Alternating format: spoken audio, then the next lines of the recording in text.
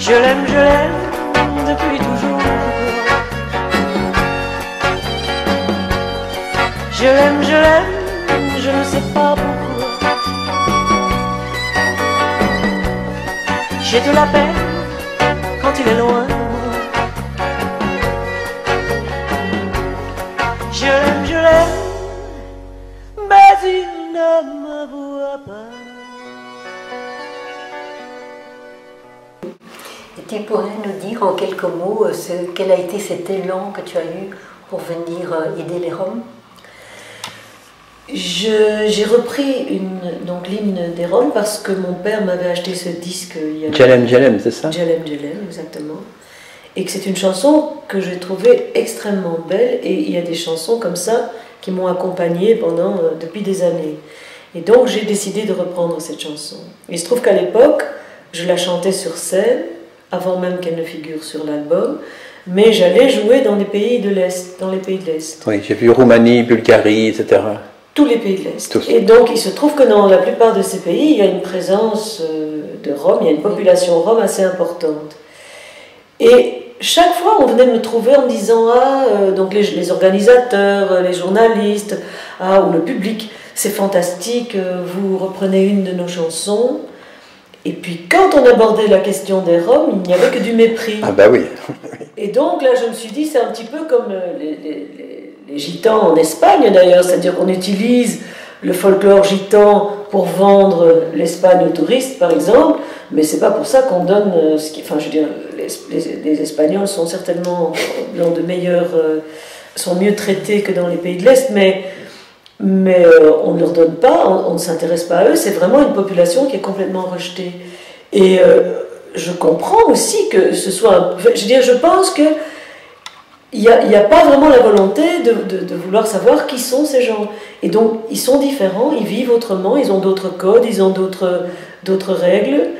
Et on veut à tout prix faire qu'ils adoptent les nôtres. Et donc, on ne leur donnera une place qu'à partir du moment où ils décideront de marcher comme nous on marche, quoi. Tout à fait. Voilà. C'est bien ça, oui. Et donc moi, ça m'avait interpellée, quoi. Et donc, je le disais.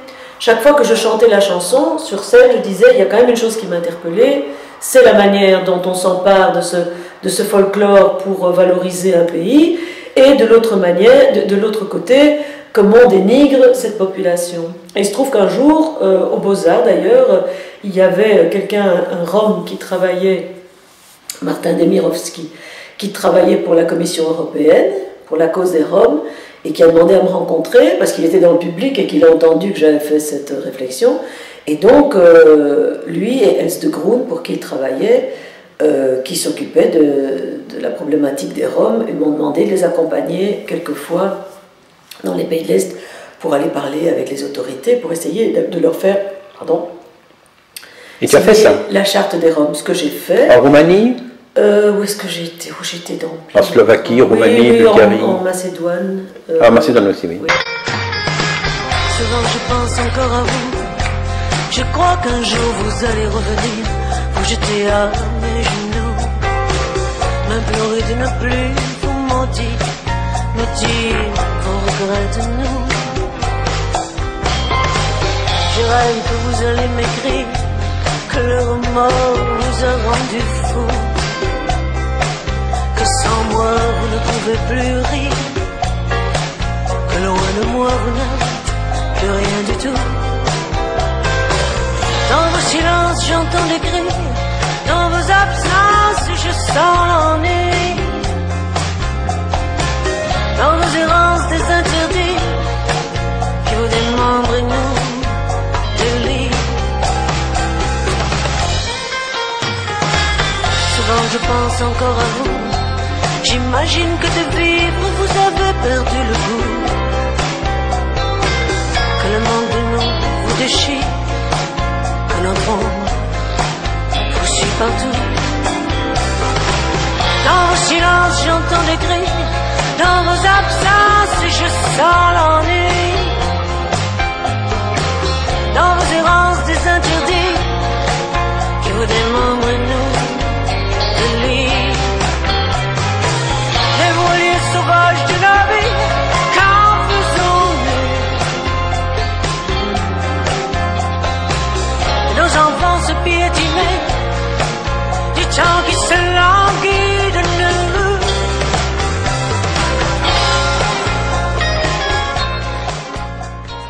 Alors, je voudrais te dire que j'aime beaucoup, beaucoup cette chanson. Souvent, je pense encore à vous. Je crois qu'un jour, vous allez revenir, vous jeter à mes genoux. Ah, ça me... Ah. Oui, ça c'est le fantasme de toutes les femmes. Hein. Oui, c'est que les hommes qui nous ont brisé le cœur un jour vont se repentir et venir voilà. Sauf moi, j'ai jamais brisé les cœurs de personne. Non, et que même s'ils ne se manifestent pas, mais ils en crèvent quand Voilà, même. c'est ça, oui, c'est tout à fait c'est un fantasme. Hein. Oui, mais c'est tellement bien exprimé. Et ça fait partie donc d'un album que tu as fait en français. En général, tu chantes toujours en anglais. Ben oui, parce que moi je suis d'une génération, la génération Beatles, Rolling Stones, et puis après. Oui, et puis tu es aussi une artiste internationale. Tu vas à Helsinki, à Saint-Pétersbourg. Oui, non, mais je veux dire, pourquoi le choix de l'anglais? Parce que ma génération, moi quand j'étais jeune, on écoutait, je veux dire, on écoutait beaucoup de musique qui venait des États-Unis, qui venait de l'Angleterre, et donc il y avait, je trouvais que par rapport à un certain style musical, ça correspondait à l'anglais, si tu veux, tu vois. Quels sont tes projets immédiats maintenant? À quoi penses-tu? Pour l'instant, je suis en train d'écrire ma biographie. Je fais ça en néerlandais, en français et en néerlandais, avec une journaliste néerlandophone. Et j'ai choisi, elle s'appelle Nathalie Leblanc, que j'ai choisi parce que j'ai donné pas mal d'interviews dans ma vie, qu'il m'arrive de lire. Hein. Et je trouvais vraiment les 2 fois où elle m'avait interviewée, je me retrouvais vraiment tout à fait en mieux, enfin pas au mieux de l'image qu'elle donne de moi, mais de la manière d'exprimer ce que j'avais dit. Elle avait bien capté, elle n'avait pas triché, quoi. Elle avait très bien capté, elle avait très bien mis ça en forme, et je me suis dit, tiens, c'est la personne qu'il faut, si jamais un jour j'ai envie d'écrire un petit peu l'histoire de ma vie. Et tu vas être édité chez De Bezige Bay, je crois. Et je vais être édité chez De Bezige Bay. Et sur le plan musical? Et sur le plan musical, alors pour l'instant je ne fais rien, donc j'ai mis un peu ma carrière musicale entre parenthèses pour pouvoir travailler sur ma biographie et aussi pour me ressourcer un peu parce que j'étais de nouveau, après beaucoup d'années de tournée, j'étais de nouveau un peu fatiguée, j'avais plus trop envie. Et pour tricoter, tu avais dit non? Oui, non, mais ça j'ai abandonné, j'avais commencé, mais c'est trop compliqué. Quoi? Qu'est-ce qui est trop compliqué? Tricoter. Oui, j'aime pas non plus. Mais j'aime bien, mais surtout c'est trop tricotant. Voilà. C'est trop tricoter. Oui. Donc c'est trop compliqué, il faut apprendre, il faut compter, il faut ceci, cela. J'aurais dû suivre un cours. Et donc, en plus, j'avais fait mon premier ouvrage au tricot, c'était une écharpe pour ma petite fille qui n'a jamais voulu la mettre parce qu'elle grattait. Ah, oui. Donc voilà, donc j'ai abandonné le tricot. Mais alors, en aparté, tu m'as dit une chose que je trouve horrible.